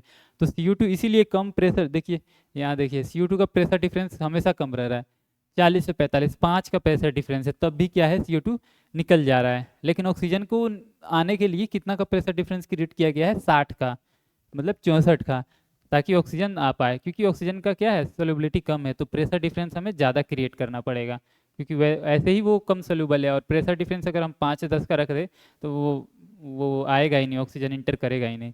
तो देख रहे हैं CO2 के लिए प्रेशर डिफरेंस बहुत कम, 5 का रखा गया है ये डिफरेंस, जबकि ऑक्सीजन के लिए कितना का रखा गया है 64 का, ठीक है, ताकि जो है ना ऑक्सीजन ज़्यादा से ज़्यादा आ पाए, पॉसिबल हो पाए आना। तो आप लॉजिक भी लगा पा रहे हैं कि सोलेबिलिटी का क्या यूज है, आप लॉजिक भी देख रहे हैं डाटा के साथ। हम्म, अब आ जाइए तीसरा चीज़ क्या आ जाएगा आपका मेम्ब्रेन थिकनेस, जो कि मैं अलग से पढ़ा रहा। आई थिंक इतना डिटेल में इतना लॉजिक के साथ मैंने भी नहीं पढ़ा था जब मैं नीट का तैयारी कर रहा था। आप अब मुझे ये सब चीज़ें धीरे थोड़ा बहुत समझ में आई, फिर मैं दोबारा पढ़ा बुक को तो मुझे समझ में आई। अब आते हैं नेक्स्ट टॉपिक मेम्ब्रेन थिकनेस, जो कि पूछ सकता है क्योंकि डायग्राम दिया है, पूछना भी चाहिए। मेम्ब्रेन थिकनेस में तीन तीन चीज़ें आती है, क्या क्या, अभी ये डायग्राम में देख लेते हैं तीन चीज़ें क्या क्या है। ये जो गैस का एक्सचेंज हो रहा है ना, ये एल्यूलाई में क्या है ऑक्सीजन है, कितना प्रेशर है 104, ये डिऑक्सीनेटेड ब्लड है, यहाँ पे ऑक्सीजन का कितना प्रेशर है 40, ठीक है। ये 60 का डिफरेंस क्रिएट किया गया है ताकि ये ऑक्सीजन यहाँ से यहाँ आ जाए, ठीक है, ये इसीलिए डिफरेंस क्रिएट किया गया है। अब जो है ना इसे यहाँ से यहाँ आने के लिए ना एक बैरियर है, ठीक है ना, जिसे हम रेस्पिरेटरी मेम्ब्रेन बोलते हैं, और वो बैरियर है, उसका थिकनेस जो है ना इसके लिए बैरियर है एक तरह से। अगर थिकनेस बढ़ जाता है ना तो एक्सचेंज कम हो जाता है, गैस का एक्सचेंज, सांस फूलने लगती है, जैसे कि निमोनिया में अगर लंग का इन्फेक्शन हो जाता है तो ये थिकनेस बढ़ जाता है, यहाँ पे पानी पानी भर जाता है, तो जो बैरियर है ना वो थिक हो जाता है पानी भरने की वजह से, और इसीलिए सांस लेने में दिक्कत होती है, इसीलिए सांस वो ले नहीं पाते, जल्दी जल्दी फास्ट ब्रीदिंग होता है लेकिन ले नहीं पाते हैं सांस, क्यों, क्योंकि वो थिकनेस बढ़ गया है। तो लॉजिक आपको समझ में आ रहा है, मेम्ब्रेन थिकनेस जो निमोनिया में लंग के डिजीज में बढ़ जाता है, लंग के इन्फेक्शन में, तो ब्रीदिंग क्यों फास्ट हो जाती है, क्योंकि मेम्ब्रेन का थिकनेस बढ़ जाता है, तो गैस का एक्सचेंज होना मुश्किल हो जाता है। तो वो हटाइए, वो हाई लेवल का चीज़ हो गया। अब आपको ये देखना मेम्ब्रेन का थिकनेस, जिसमें सबसे पहले क्या आता है, सबसे पहले आता है एल्यूलाई का जो है ना इसे एपिथेलियम, स्क्वामस एपिथेलियम ऑफ एल्यूलाई, देख रहे हैं आपको सिंगल लेयर सेल। और आपने टिश्यू अगर पढ़ा हो तो आपको याद भी होगा कि एल्यूलाई में जो है ना स्क्वामस एपिथेलियम होता है, ताकि वो फ्लैट होता है ना, उससे एक्सचेंज इजीली हो पाता है। तो सबसे पहला क्या हो गया स्क्वामस एपिथेलियम ऑफ एल्यूलाई, पहला हो गया, ठीक है। ये लिख लीजिए, तीन तीन चीज़ें ही तो लिखना है यहाँ पे, लिख लीजिए, पूछ सकता है। दूसरा चीज़ क्या हो गया बेसमेंट मेम्ब्रेन, और यहाँ बेसमेंट सबस्टांस लिखा है एनसीईआरटी में, क्योंकि यहाँ पे दो बेसमेंट मेम्ब्रेन है, एक तो एल्यूलाई का है, हर एक एपिथेलियम का अपना बेसमेंट मेम्ब्रेन होता है, आपको पता है। तो ये स्क्वामस एपिथेलियम है, इसका एक बेसमेंट मेम्ब्रेन, रुकिए पहले लिख दूँ, बेसमेंट मटेरियल, ठीक है ना। एनसीईआरटी में क्या लिखा है बेसमेंट मटेरियल, क्यों बेसमेंट मेम्ब्रेन क्यों नहीं लिखा है, क्योंकि यहाँ पे दो बेसमेंट मेम्ब्रेन है, उन दोनों को मिलाकर लिख दिया है बेसमेंट मटेरियल। एक तो एल्यूलाई के जो स्क्वामस एपिथेलियम है इसका, किसका, इसका एल्यूलर एपिथेलियम जो है ना उसका। दूसरा जो है ना ब्लड वेसल जो कैपिलरी है ना इसका एंडोथेलियम है ना, इसका एक बेसमेंट मेम्ब्रेन, वो भी स्क्वामस एपिथेलियम ही होता है, लेकिन उसे हम स्पेशली एंडोथेलियम बोलते हैं, क्या बोलते हैं एंडोथेलियम ऑफ कैपिलरी, एंडोथेलियम, ये भी एक तरह से स्क्वामस एपिथेलियम ही है, स्क्वामस एपिथेलियम ऑफ कैपिलरी को हम क्या बोलते हैं एंडोथेलियम। एक इसका बेसमेंट मेम्ब्रेन है, एक इसका बेसमेंट मेम्ब्रेन, दो एपिथेलियम का बेसमेंट मेम्ब्रेन, दो हो गया। तो उसे हम क्या बोल देंगे, बेसमेंट मटेरियल बोल देंगे। जो ये इसके अंदर रुके दिखा रहा, पतला कर रहा पेन को, एक पतले पेन से बता रहा। एक तो एल्वुलर जो है ना, एपिथेलियम का बेसमेंट मेम्ब्रेन, और दूसरा जो है ये ब्लड कैपिलरी का एंडोथेलियम है ना, इसका बेसमेंट मेम्ब्रेन। ये दो बेसमेंट मेम्ब्रेन होता है जिसे हम मिला के बेसमेंट मटेरियल बोल देते हैं। तो ये तीन जो लेयर होते हैं ना, तीन बोल दीजिए एक तरह से, या चार बोल दीजिए, यही क्या होता है आपका मेम्ब्रेन थिकनेस होता है। और ये बहुत कम होता है, मिलीमीटर में होता है, बहुत कम होता है, क्योंकि ज़्यादा हो गया तब गैस का एक्सचेंज होना ही मुश्किल हो जाएगा, जो कि लंग के इन्फेक्शन में बढ़ जाता है इसका थिकनेस, और भी बहुत सारे बीमारी में बढ़ जाता है, तो सांस लेने में प्रॉब्लम हो जाती है। तो ये आपका हो गया कैसे गैस एक्सचेंज होता है। लेकिन एक चीज़ अभी बाकी है जो कि पढ़ना है कि ऑक्सीजन का ट्रांसपोर्ट ऑफ गैसेस कैसे होता है। ऑक्सीजन तो मान लो यहाँ पे डिफ्यूजन हो गया, क्या हो गया, ऑक्सीजन तो यहाँ मान लो इंटर कर गया ऑक्सीजन, लेकिन इसको ट्रांसपोर्ट भी तो करना है टिश्यू तक। अब ये ट्रांसपोर्ट कैसे होगा ये जानना है, और CO2 को टिश्यू से यहाँ तक कैसे लाए हैं ये जानना है, क्योंकि CO2 तो यहाँ से निकल जाएगा, लेकिन लाएंगे कहाँ, कैसे यहाँ तक, लंग तक लाएंगे कैसे, उससे कैसे लाएंगे, ये दोनों चीज़ें जानना है। तो आपका एक तरह से ब्रीदिंग मतलब ये रेस्पिरेशन कंप्लीट हो जाएगा। उसके बाद बस यही चीज़ बचेगा, ये ऑक्सीजन डिसोसिएशन कर्व। तो पेज मैंने नहीं दिया है, पेज देना चाहिए, चलिए यहाँ पे लिख दे रहा है, फिर मिटा दूंगा। ऑक्सीजन, ऑक्सीजन जो है ना एक बार यहाँ इंटर कर गया ना, जैसे मैंने बोल रहा था कि ऑक्सीजन एक बार यहाँ इंटर कर गया ना, तो ये दो मोस्टली 97% जो है ना ऑक्सीजन, 97% ऑक्सीजन कैसे हीमोग्लोबिन से बाइंड कर जाएगा, और ऑक्सी हीमोग्लोबिन बना के मतलब आरबीसी में इंटर कर जाएगा और हीमोग्लोबिन से बाइंड कर जाएगा, यानी आरबीसी के थ्रू या हीमोग्लोबिन के थ्रू वो चला जाएगा टिश्यू तक, कैसे, हीमोग्लोबिन से बाइंड करके। लेकिन 3% ऑक्सीजन जो है ना वो गैस है ना, गैस पानी में घुल सकता है ना, फ्लूइड में तो घुल ही सकता है, तो 3% कैसे जाएगा, डिजॉल्व होके। सिंपल सा ये डाटा याद रखना है, नो बकवास कुछ नहीं, ये डाटा याद कर लीजिए। 97% कैसे, हीमोग्लोबिन से बाइंड करके ऑक्सी हीमोग्लोबिन बना के, और 3% कैसे, डिजॉल्व होके। ठीक है, और ये ऑक्सी हीमोग्लोबिन बनना जो है ना, इसके बारे में थोड़ा सा जानना है कि कौन कौन से फैक्टर इसको अफेक्ट कर सकते हैं, जिसे हम ऑक्सीजन डिसोसिएशन कर्व में देखेंगे। अभी ऐसे बाइंड करके गया, और जैसे ही टिश्यू में जाएगा ना, टिश्यू में, इसके लिए यहाँ डायग्राम है, टिश्यू में ही आ गया ऑक्सीजन, अब ये टूट जाएगा, ऑक्सी हीमोग्लोबिन क्या हो जाएगा, टूट जाएगा, ऑक्सीजन को छोड़ देगा, और ऑक्सीजन क्या है, टिश्यू को मिल जाएगा। ठीक है, हो गया ऑक्सीजन का ट्रांसपोर्ट। यहाँ कैसे इंटर किया, हीमोग्लोबिन से बाइंड किया, 97%, 3% डिजॉल्व हो गया। अब ये ब्लड से आके यहाँ टिश्यू तक आया, फिर हीमोग्लोबिन, ऑक्सी हीमोग्लोबिन टूट गया, यानी ऑक्सीजन उससे रिलीज हो गया और टिश्यू में चला गया, तो ऑक्सीजन का तो ट्रांसपोर्ट हो गया। CO2 का थोड़ा सा डाटा याद रखना है, CO2 का, ठीक है, एग्जैक्ट डाटा मैं इससे देख के बता रहा, वो याद करना है CO2 का। अब CO2 जैसे टिश्यू ने बनाया ऑक्सीजन का यूज करके, ग्लूकोज वगैरह तोड़ेगा तो क्या बनेगा, CO2 बनेगा। CO2 जो बना ना, ब्लड में इंटर किया, जिसमें से क्या ना, मोस्ट ऑफ द CO2 कितना, सबसे ज़्यादा आई थिंक, वो घुल जाता है प्लाज्मा में, कैसे, प्लाज्मा में घुल जाता है सबसे ज़्यादा, परसेंट वाइज रुको बता रहा देख के।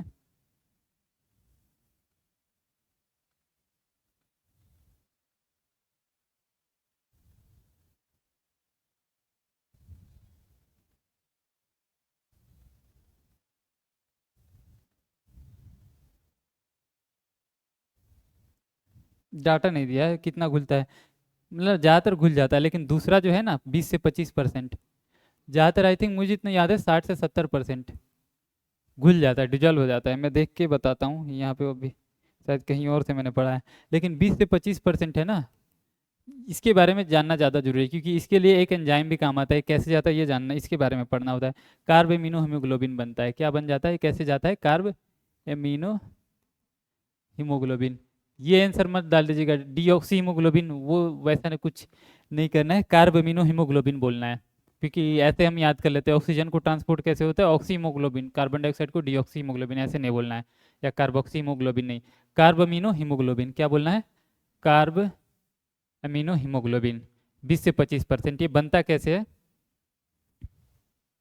कार्ब हीमोग्लोबिन, मतलब हीमोग्लोबिन से जो है ना CO2 बाइंड करेगा। अब ये आपको उतना नहीं जानना है, ये क्या बन जाएगा, कार्ब अमीनो हीमोग्लोबिन बन जाएगा। और जो मैंने बाकी बताया था, जो मोस्ट ऑफ द 70% वो डिजॉल्व होता है, कैसे, CO2 इंटर किया ब्लड में, ये मान लो ब्लड है, CO2 इंटर किया, ब्लड में क्या है, पानी है, पानी से रिएक्ट करेगा, लेकिन रिएक्शन कराने के लिए भी एक एंजाइम चाहिए। क्या चाहिए? एंजाइम चाहिए। ये रिएक्शन इतना सिंपल नहीं कि कभी भी आप पानी में CO2 डालिएगा ये रिएक्शन हो जाएगा शुरू।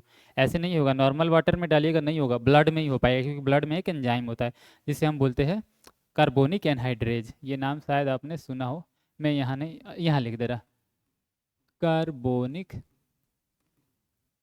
एनहाइड्रेज। एनसीईआरटी में एंजाइम का नाम है, देना भी चाहिए, ये इंपॉर्टेंट एंजाइम है कार्बोनिक एनहाइड्रेज। इस एंजाइम की वजह से ये क्या बन जाएगा? H2CO3। नाम में ही आ रहा है कार्बोनिक एनहाइड्रेज, यानी कार्बोनिक एसिड बन जाएगा H2CO3। और ये इसमें स्टेबल नहीं होता, ये एसिड है ना, टूट जाएगा, स्टेबल थोड़ी रहेगा, टूट जाएगा। मतलब एक तरह से इक्विलिब्रियम मेंटेन रहेगा ये, ठीक है, एक तरह से इक्विलिब्रियम में होगा। यहाँ भी तोड़ने के लिए भी सेम एंजाइम आता है कार्बोनिक एनहाइड्रेज, ठीक है। तो CO2 जो most of the CO2 I think 70%, 60 से 70% जो है ना ऐसे जाता है। CO2 आया ब्लड में डिजॉल्व हो जाएगा। डिजॉल्व होने का मतलब क्या है? पानी के साथ रिएक्शन करेगा with the help of enzyme carbonic anhydrase मतलब H2CO3 में कन्वर्ट होगा। फिर ये जो है ना सेम एंजाइम इसको तोड़ देगा, क्योंकि ये एसिड है, ये टूटेगा ही। वाटर में एसिड क्या होते हैं? H+ रिलीज करते हैं, आयन्स में टूट जाएंगे, H+ और बाइकार्बोनेट आयन में टूट जाएगा। अब ये जो आयन है ना H+, इसकी वजह से यहाँ का pH क्या हो जाएगा? थोड़ा बहुत एसिडिक हो जाएगा। क्या हो जाएगा? एसिडिक हो जाएगा। और ये H+ आयन का अभी यूज बताऊंगा, दो जगह यूज है, अभी आगे जस्ट आने वाला है, बताऊंगा। तो ऐसे CO2 का ट्रांसपोर्ट होता है। अब ये ऐसे जाएगा एल्विलाई में और फिर एल्विलाई में जाके रिएक्शन रिवर्स हो जाएगा, क्योंकि मैंने बताया ना इक्विलिब्रियम में कहीं से कहीं भी शिफ्ट हो जाएगा। जैसे टिश्यू में CO2 क्या होता है? टिश्यू में डाटा से देखिए, टिश्यू में CO2 कितना है? ज़्यादा है, 45, क्योंकि 45 ज़्यादा है 40 से, मतलब ज़्यादा है, तो ये रिएक्शन इधर की तरफ जाएगा। रिएक्शन मतलब इक्विलिब्रियम थोड़ा बहुत आपको आता हो तो आपको पता है, जिधर मटेरियल ज़्यादा होता है रिएक्शन को पुश कर देता है, इधर की तरफ जाएगा। ये कहाँ है? टिश्यू में। लेकिन यही एल्विलाई में जाए, कहाँ जाए? एल्विलाई में। एल्विलाई में जाएंगे ना तो वहाँ पे CO2 क्या हो जाएगा? कम हो जाएगा। एल्विलाई में देखिए CO2 40 है, जबकि ब्लड में 45 है, CO2 कम हो जाएगा। और भी चीज़ें हैं, वहाँ पे जाने पे ना H+ जो है ना वहाँ पे बढ़ जाएगा। तो जो भी ये सारे फैक्टर्स मिलके इस रिएक्शन को रिवर्स कर देंगे, तो रिएक्शन रिवर्स हो जाएगा। तो ये सारी चीज़ें उल्टा होकर फिर से CO2 बन जाएगा। रिएक्शन रिवर्स होगा तो क्या होगा? लास्ट में एट द एंड CO2 ज़्यादा बनेगा, और CO2 जो ज़्यादा बन रहा है वो रिलीज हो जाएगा। क्या हो जाएगा? रिलीज हो जाएगा। तो रिएक्शन एल्विलाई में रिवर्स हो जाता है, इसीलिए CO2 वापस से फिर से बन जाता है। समझ में आ रहा है? ये बहुत हाई लेवल का मुझे लग रहा है बता दिया कि ये रिएक्शन फॉरवर्ड कैसे जाता है, बैकवर्ड कैसे जाता है। सीधा सा सवाल पूछेगा कि 70% ट्रांसपोर्ट इस तरह से होता है डिजॉल्व फॉर्म में, और 20 से 25% कार्बोमिनो हीमोग्लोबिन के फॉर्म में, ठीक है।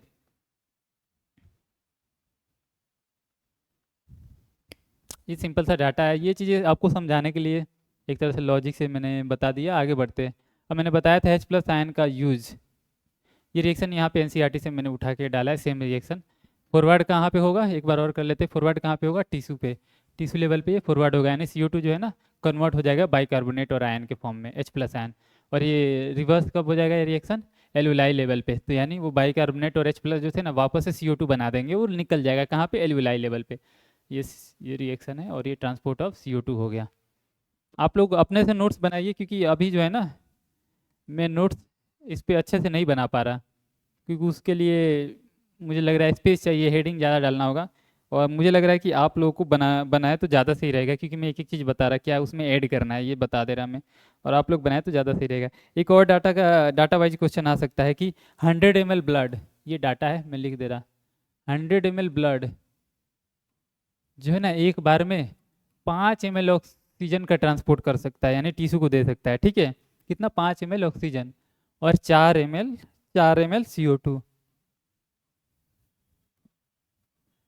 को डिलीवर कर सकता है, मतलब ट्रांसपोर्ट कर सकता है। कितना? 100 ml blood 5 ml oxygen tissue को दे सकता है, और 4 ml CO2 टिश्यू से मतलब वो कर सकता है, निकाल सकता है, एक्सपायर कर सकता है, एक्सहेल। तो ये डाटा में भी आ जाए एनसीईआरटी में।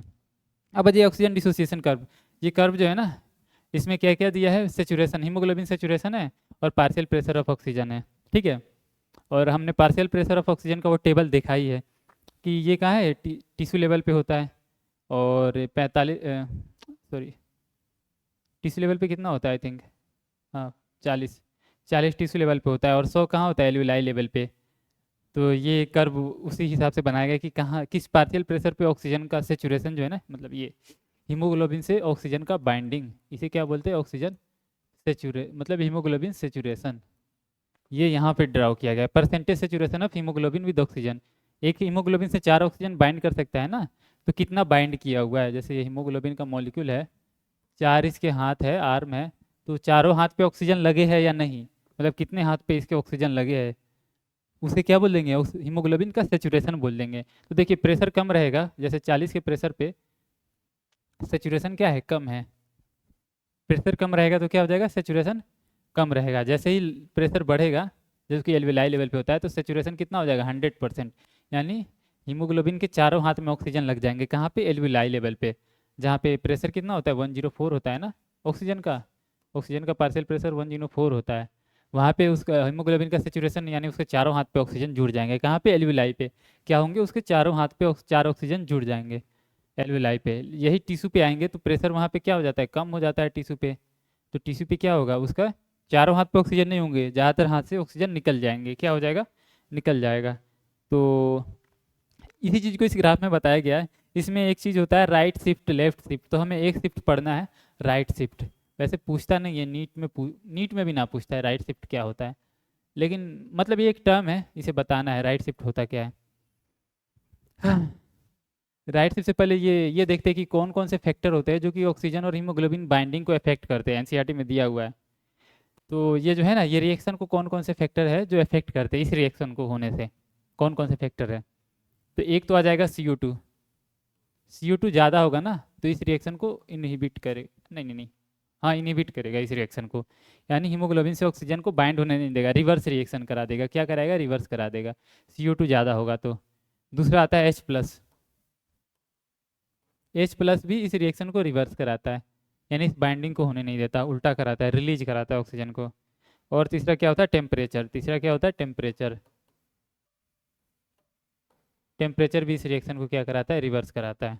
इसी को हम बोलते हैं राइट शिफ्ट। क्या बोलते हैं, राइट शिफ्ट। यानी ये हीमोग्लोबिन का डिसोसिएशन, उल्टा हो रहा है ना रिएक्शन, यानी हीमोग्लोबिन टूट रहा है, मतलब ऑक्सी हीमोग्लोबिन का डिसोसिएशन। ऑक्सी हीमोग्लोबिन टूट रहा है, ऑक्सीजन का रिलीज होना, क्या, ऑक्सीजन का रिलीज होना, इसी को हम क्या बोलते हैं, राइट शिफ्ट बोलते हैं। जो कि इसीलिए मैं बोल रहा था राइट शिफ्ट एक बस टर्म है, इस मेन मतलब यह है कि ऑक्सीजन का रिलीज होना, ऑक्सी हीमोग्लोबिन का टूटना, ऑक्सीजन का रिलीज होना, जो कि कहाँ होगा, ऑक्सीजन कहाँ पे रिलीज होता है, टिश्यू को होता है ना, टिश्यू लेवल पे। सारे रिएक्शन जो है ना टिश्यू लेवल पे, राइट शिफ्ट जो होता है ना टिश्यू लेवल पे। यानी ऑक्सीजन का सप्लाई कब अच्छा होगा, जब CO2 ज़्यादा हो। यानी कब CO2 ज़्यादा होगा, जब आप एक्सरसाइज करते हैं तब ना ऑक्सीजन का डिमांड ज़्यादा होता है। क्यों, कैसे, एक्सरसाइज करते ज़्यादा आप ग्लूकोज को तोड़ते CO2 ज़्यादा बनता है, तब वो ऑक्सीजन का डिलीवरी बढ़ जाएगा, राइट शिफ्ट हो जाएगा। एक्सरसाइज करते हैं लैक्टिक एसिड बनता है ना, एक्सरसाइज करते हैं लैक्टिक एसिड मसल के अंदर बनता है, तो वहाँ लैक्टिक एसिड क्या H+ बढ़ा देगा, तो क्या हो जाएगा, ऑक्सीजन, मतलब ये राइट शिफ्ट हो जाएगा, ऑक्सीजन डिलीवरी बढ़ जाएगी। टेम्परेचर, एक्सरसाइज करते हैं आपका टेम्परेचर, बॉडी टेम्परेचर बढ़ जाता है, मसल कॉन्ट्रैक्ट करेंगे टेम्परेचर बढ़ जाएगा, तब क्या होगा, ऑक्सीजन का रिलीज बढ़ जाएगा, ऑक्सीजन डिलीवरी बढ़ जाएगा, यानी राइट शिफ्ट हो जाएगा। तो राइट शिफ्ट यानी ऑक्सीजन की डिलीवरी, ऑक्सीजन का डिलीवरी टिश्यू को कब कब ज़्यादा होगा, CO2 बढ़ जाएगा, H+ बढ़ जाएगा तब, और टेम्परेचर बढ़ जाएगा तब, जो कि एक्सरसाइज करने का टाइम होता है। ये राइट शिफ्ट इसीलिए, तो एक्सरसाइज से आप याद रख लीजिए, एक्सरसाइज करते हैं तो CO2 बढ़ता है, CO2 बढ़ता है तो ऑक्सीजन, समझ रहे ना, बॉडी अपने आप चाहेगी ऑक्सीजन का डिलीवरी बढ़ जाए, यानी राइट शिफ्ट हो जाएगा, ऑक्सीजन ग्लोबिन टूट के ऑक्सीजन को डिलीवरी कर देगा। एक्सरसाइज करते हैं लैक्टिक एसिड बढ़ता है जो कि राइट शिफ्ट करा देगा, ऑक्सीजन का सप्लाई बढ़ा देगा। एक्सरसाइज करते हैं टेम्परेचर बढ़ता है जो कि राइट शिफ्ट करा देगा, यानी ऑक्सीजन का सप्लाई बढ़ा देगा, यानी ये रिएक्शन रिवर्स करवा देगा, समझे। और ये टिश्यू लेवल पे होगा, राइट शिफ्ट जो होता है ना टिश्यू लेवल पे होता है। बस यही इसमें मुझे लग रहा है मैक्स पूछ सकता है, और आप बायो के तो आपको स्टूडेंट तो आपको जानना चाहिए। ओह ये सारे हो गए, ठीक है। मुझे लग रहा है मैंने एक तरह से रेस्पिरेशन को एक तरह से रिवाइज करा दिया, और बहुत अच्छे अच्छे डाटा के साथ, एकदम एनसीईआरटी के एक एक डाटा के साथ करा दिया। इससे ज़्यादा कुछ नहीं पूछ सकता, अगर पूछे तो आउट ऑफ सिलेबस मान लीजिएगा। अब आ जाइए रेगुलेशन कैसे होता है ब्रीदिंग का, बहुत सिंपल सा चीज़ है, उसे एक रेगुलेशन का डायग्राम नहीं था मैंने ऐड नहीं किया, लेकिन मैं बता दे रहा, एनसीईआरटी में कोई डायग्राम नहीं है। मतलब ब्रीदिंग को कैसे रेगुलेट किया जाता है, 3 नाम है वो याद करना है, रेगुलेशंस ऑफ ब्रीदिंग। यानी रेस्पिरेटरी रिदम कैसे चलती है, यानी जो हम रेस्पिरेशन करते हैं कितना अच्छा फ्लो के साथ करते हैं, ऐसा नहीं कि कभी कर, मतलब फ्लो एक होता है ना, इंस्पायरेशन एक्सपिरेशन अपने आप करते हैं, हमें पता भी नहीं चलता है, हालांकि हम इसे कंट्रोल कर सकते हैं, चाहे तो हम ब्रीदिंग रोक सकते हैं। एक मैंने कार्डियक रिदम बताया था, जिसे बताया था वो ऑटो रिदम होता है, उसे हम रोक नहीं सकते। उसको हम तेज कर सकते हैं, जो हम एक्सरसाइज वगैरह करते हैं तो तेज हो जाता है कार्डियक रिदम।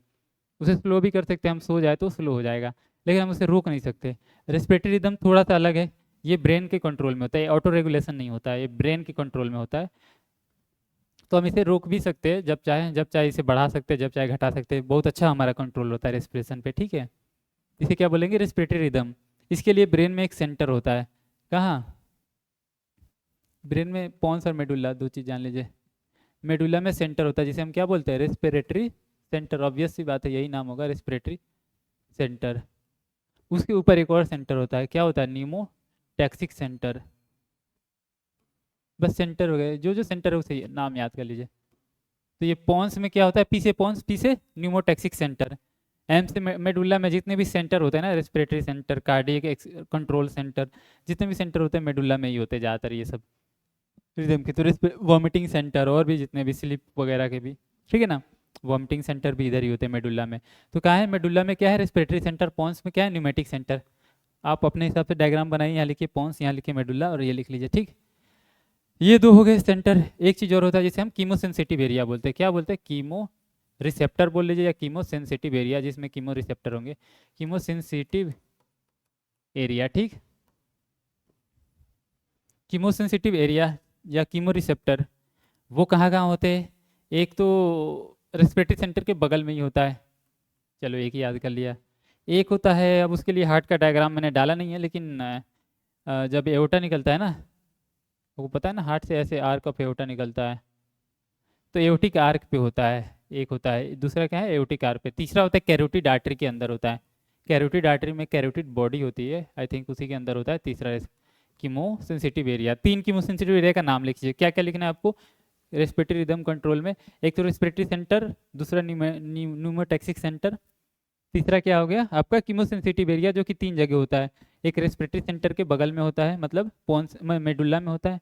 एक कहाँ होता है, आर्च ऑफ एओर्टा में होता है। एक कहाँ होता है, कैरोटिड बॉडी में होता है। कैरोटिड बॉडी दिया है, कैरोटिड आर्टरी, जस्ट मैं कंफर्म करूँ एनसीईआरटी से।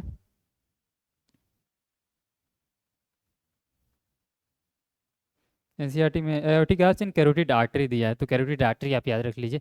Aortic arch and carotid artery, तो तीन कीमोसेंसिटिव एरिया और दो जो सेंटर है वो याद कर लीजिए। तो आपका ये जो है ना कंट्रोल हो जाएगा। अब इसमें कंट्रोल कैसे होता है इन सब जगह पे, जो कीमो सेंसिटिव एरिया है किस चीज़ को सेंस करता है, तो एक तो H प्लस को। तो यहाँ भी एक इम्पोर्टेंस बताया था ना, एक राइट शिफ्ट में दो इम्पोर्टेंस इसका होता है H प्लस आयन का। एक वो जो ऑक्सीजन डिसोसिएशन कर्व में, और एक कीमो सेंसिटिव एरिया में इसको सेंस किया जाता है। दूसरा क्या, CO2। आई थिंक दो ही चीज़ होता है, दो ही चीज़ को सेंस करता है। ऑक्सीजन को सेंस करने का उतना रोल नहीं है। वो न्यूमोटैक्सिक एरिया थोड़ा बहुत ऑक्सीजन से इफेक्ट, मतलब ऑक्सीजन को सेंस करता है। लेकिन ये लोग जो है ना, ये सेंटर, ये बोलते हैं हम ऑक्सीजन को नहीं सेंस करते। हमें CO2 और H प्लस से ही पता चल जाएगा कि बॉडी में कितना डिमांड है, कितना सब, मतलब कितना डिमांड है। किससे पता चल जाएगा, H प्लस आयन से और CO2 से ही इनको पता चल जाता है। वो हाई लेवल का चीज़ है, जब आप आइएगा मेडिकल अपने कोर्स में तो वहाँ पढ़ लीजिएगा कि कैसे ये सेंस, मतलब इन सब चीज़ों से कैसे पता चलता है ऑक्सीजन का लेवल। तो यही दो है, CO2 and H plus ion, यही दो चीज़ सेंस करते हैं, और इससे पता चल जाता है इनको कितना डिमांड है। उस हिसाब से रेस्पिरेटरी रेट को बढ़ाते हैं घटाते हैं। पता चल गया, खत्म हो गया, इतने में रेस्पिरेशन खत्म हो गया। तो देखिए हमने इतने टाइम में हमने क्या क्या, पूरा ब्रीदिंग रेस्पिरेशन पढ़ लिया, जिसमें हमने एनाटॉमी पढ़ लिया, पूरा रेस्पिरेटरी ट्रैक का क्या पढ़ लिया हम, मैकेनिज्म पढ़ लिया ब्रीदिंग का, गैसेस एक्सचेंज का लॉ पढ़ लिए, किस किस चीज़ पे डिपेंड करता है, ऑक्सीजन का ट्रांसपोर्ट, CO2 का ट्रांसपोर्ट वगैरह, रेस्पिरेटरी वॉल्यूम, और क्या पढ़ लिया, ये रेस्पिरेटरी रेगुलेशन पढ़ लिया, बहुत चीज़ें, ऑक्सीजन डिसोसिएशन कर पढ़ लिया।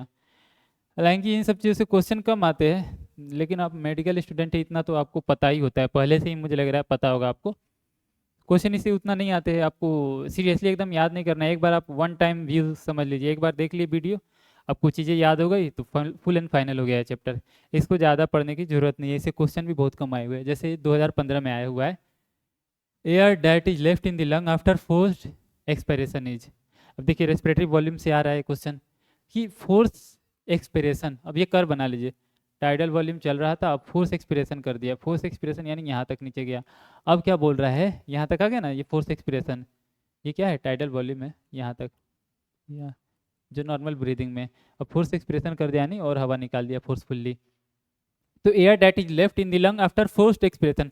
अब पूरा निकालने के बाद भी कुछ हवा बच जाता है ना, कुछ जबरदस्ती निकालने के बाद भी कुछ हवा बच जाता है, उसे निकाला ही नहीं जा सकता, क्या बोलते हैं उसे? रेजिडुअल वॉल्यूम बोलते हैं। सिंपल सा डायग्राम आपको याद है तब भी आप इजीली बना देंगे, बहुत सिंपल है क्वेश्चन, एक बार समझ लिए तो। इंस्पिरेटरी कैपेसिटी ऑफ ह्यूमन नीज। अब इंस्पिरेटरी कैपेसिटी क्या होता है? फिर से डायग्राम भाई नॉर्मल इंस्पिरेशन कर रहे हैं। अब इंस्पिरेटरी कैपेसिटी क्या होता है कि नॉर्मल एक्सप्रेशन करने के बाद, मतलब नॉर्मल ब्रीदिंग में ही कितना आप उसके बाद मैक्सिमम हवा ले सकते हैं, इसे क्या बोलते हैं? इंस्पिरेटरी कैपेसिटी बोलते हैं। आप इसे फोर्स वाइटल कैपेसिटी से मत कंफ्यूज कर लीजिएगा, जिसमें कि, रुकिए एक बार, ये क्या हो गया? इंस्पिरेटरी कैपेसिटी हो गया। इसको मैं बता रहा कि इसमें क्या है, एक तो टाइडल वॉल्यूम है, यहाँ तक तो क्या है? टाइडल वॉल्यूम है, और इसके ऊपर क्या है?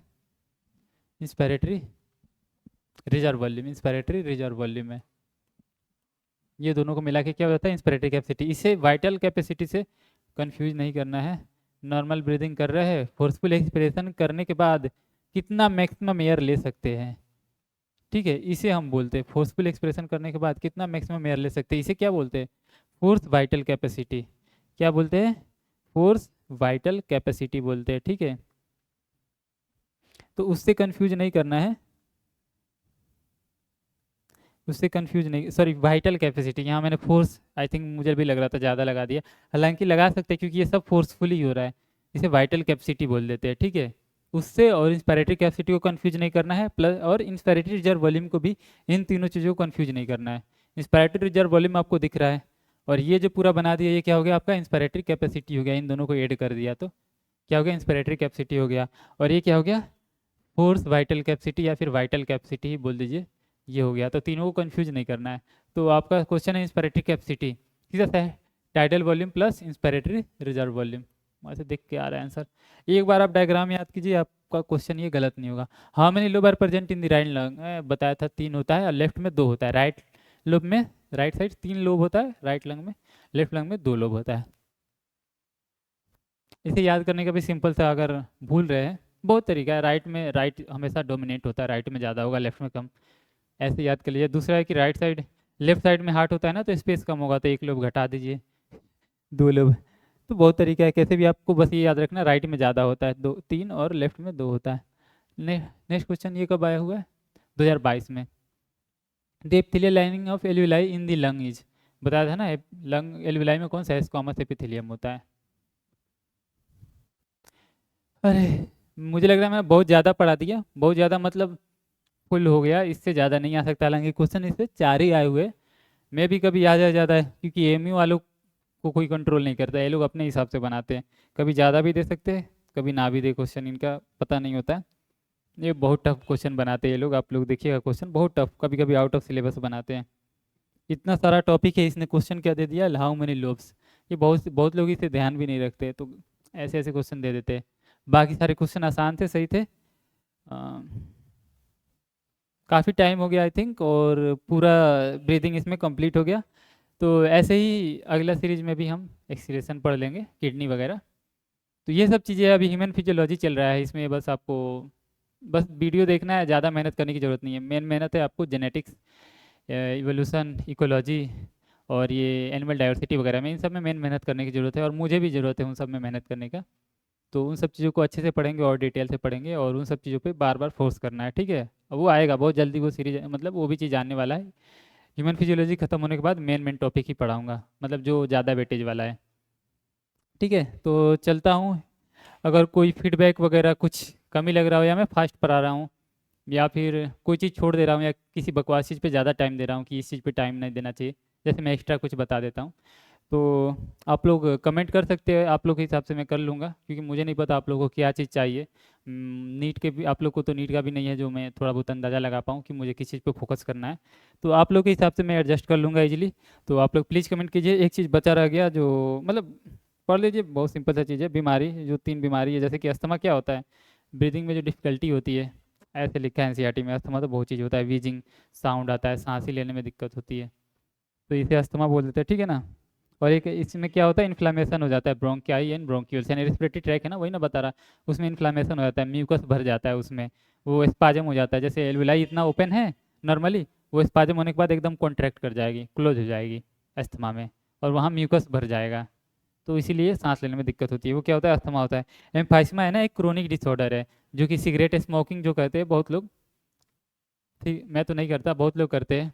आगे जितने कॉलेज में आते हैं बहुत लोग करने लग जाते हैं, तो सिगरेट स्मोकिंग वो भी लंबे टाइम तक करने से एम्फाइसमा होता है। इसमें क्या होता है ना, एलुलाई जो है ना, जो अलग अलग ऐसे शेप में होता है, रुकिए बता दे रहा, एलुलाई जो है ना, ये अलग अलग ऐसे ऐसे करके होता है ना, ये सारे एक मतलब वो हो जाते हैं। एलुलाई के जो बीच में सेप्टेशन है ना, इतने अच्छे अंगूर के गुच्छे जैसा है, ये सारे सेप्टेशन खत्म हो जाएंगे, ऐसे हो जाएगा सीधे, समझ रहे हैं ना, पूरा भर एक स्पेस बन जाएगा, और लंग जो है ना फैल जाएगा, ऐसे होता है एक तरह से। यही बोल रहा है, एल्विलर वॉल डैमेज हो जाता है, वही बोल रहा है, ये सारे वॉल जो है ना ये सब डैमेज हो जाते हैं, और ये एक कैविटी में बदल जाता है। वो सिगरेट स्मोकर जो होते हैं ना, लंबे टाइम तक करते हैं, उनको होता है एम्फाइसमा।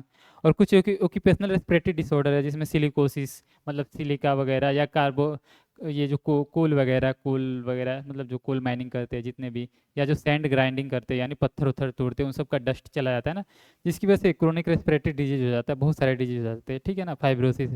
वह आपको नहीं जानना है, बस ये जान लीजिए, नाम जान लीजिए डिजीज का, ठीक है, 3 डिजीज दिया हुआ है। एम्फाइसमा जरूर जान लीजिए, सिगरेट स्मोकिंग से होता है, क्योंकि ये मुझे लग रहा है यही पूछना चाहिए अगर डिजीज से पूछ रहा है एम्फाइसमा।